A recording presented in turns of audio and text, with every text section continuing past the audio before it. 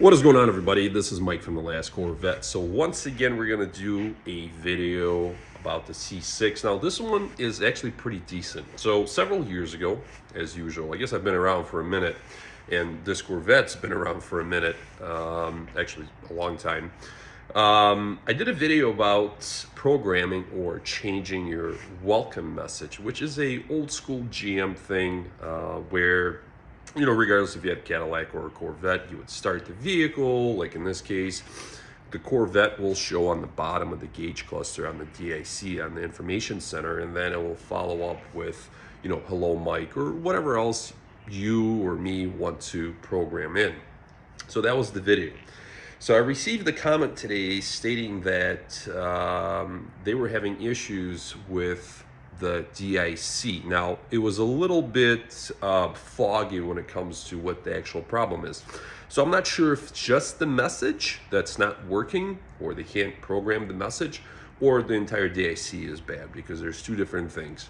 So first thing is first, if your welcome message is not working, but everything else does, so that same DIC that it displays your welcome message also displays, let's say, like tire pressure, miles to go, bunch of other oil pressure, bunch of other things, right? Parameters and stuff like that off the car. And one of the reasons why it wouldn't work is possibly you have key fob 3 or 4 program, and you don't even know about it, that you're driving around with. So the way it's set up on older vehicles is key fob 1, key fob 2 will display the message, so you can actually separate. So you can say hello Mike, hello Bob, or whatever the case is on the two fobs. And then also, if your trim level is higher, you can have, you know, memory seats, your mirrors adjusted, the steering wheel goes in the right position, and then that's only for key fob 1 and key fob 2. 3 and 4, nothing happens, right? I mean, you can still drive the vehicle, enjoy it, but you don't have that custom ability to set up your driver position or a welcome message. So that's the first thing to watch for. Now, the second one, of course, is what if your DIC or your gauge cluster is failing? Now, mind you, on the C6, the DIC is right at the bottom. On the C7s, it's a round DIC right in the center. You know, C6s are old school, mostly analog gauges. The easiest way to repair that, if your DIC is actually going out, is to buy a used cluster. People are going to say, oh my God, why, how? Well, let me explain something. So there's a couple of different ways. In older GM vehicles, and I've made a video about this before, the mileage is actually stored to the cluster on the chip. Same thing with the welcome message, right? So let's say if you go to eBay and your vehicle has 35,000 miles and you buy a cluster with 135,000 miles. When you do the swap and you start your vehicle for the first time, if there is a message stored to that cluster, it'll appear. It'll say like something, hi, you know, you got a new cluster. And it will also show you the mileage. Now, if you go on eBay, most of the places that sell these clusters will tell you exactly what the mileage is. But people always say, well, you know, that's fraud. What are you going to do? You know, you can't just, you know, let's say lower the miles. What if you're in an opposite spectrum where you have 130 and you buy one with 30,000 miles? Well, there's a couple of different ways to do that. Number one, there's obviously a paper trail of purchasing the vehicle, selling the vehicle, purchasing through the DMV. That's number one, through the VIN number. Number two, you have other modules in that vehicle that store and record mileage. So, you know, if you're buying, let's say, a high-end, you know, Z06, ZR1 of the C6 Gen, right, for a lot of money, do yourself a favor and have somebody actually scan the modules to make sure the mileage matches. Even though the cluster might say 30, you never know, it might have actually 80,000 miles on it. So that's another tip. Now, of course, if you buy a cluster, you do have a couple options, and these options are pretty easy. I mean, you're going to pay for them, but there's options there. So option A is you can exempt. So a vehicle that's either 10 years or older, you can actually exempt the miles, and they'll just say mileage unknown or 0. That's number one, at least in Michigan anyway. Any vehicle over 100,000 miles, same thing. They just say mileage exempt. But there's traceability through purchasing and selling, like I said.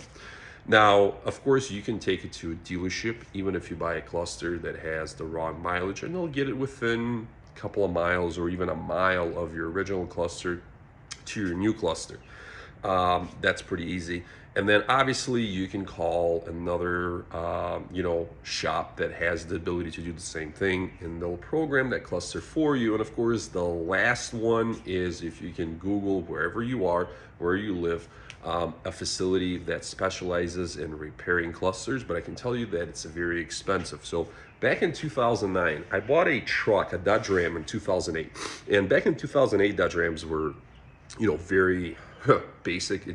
I think it had a Hemi. I believe it was a Hemi truck. But, the gauge face was white. And back then, the favorite thing to do was to change out the face on your gauge cluster. So I ended up getting I don't know what it was, a blue or something, whatever it was. So I tried to do it myself back then. And, it's very hard to take all of your needles and take everything apart. And I got everything back together, and then it was perfect except the oil pressure analog gauge. It was all wonky. It was all over the place. I broke the spring, I believe, inside. So there's a place here in Saginaw, I want to say Michigan, that specializes, I don't even know if they're in business, I forgot their name, but they specialize in gauge repair, cluster repair. They also do custom faces. I drove it there.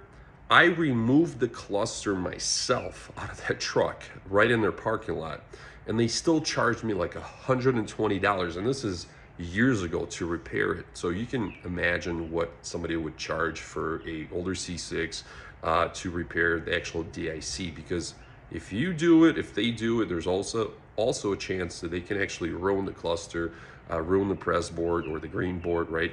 And going a used route is always better. If you get lucky, you can get some clusters that are within a couple of thousand miles or a couple of hundred miles. Just keep track of that. I don't consider that fraud. If you have a big separation, just take it to the dealership, take it to a shop that can adjust it, and you'll be good to go. So a couple of things: make sure your DIC works with other options, tire pressure, stuff like that. And if your welcome message doesn't work, you have key fob 3 and key fob 4, guaranteed.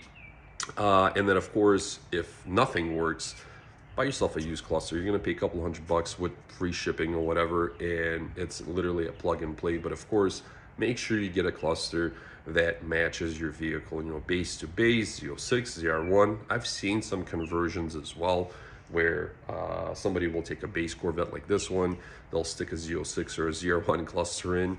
You have to be really careful to automatic and manual.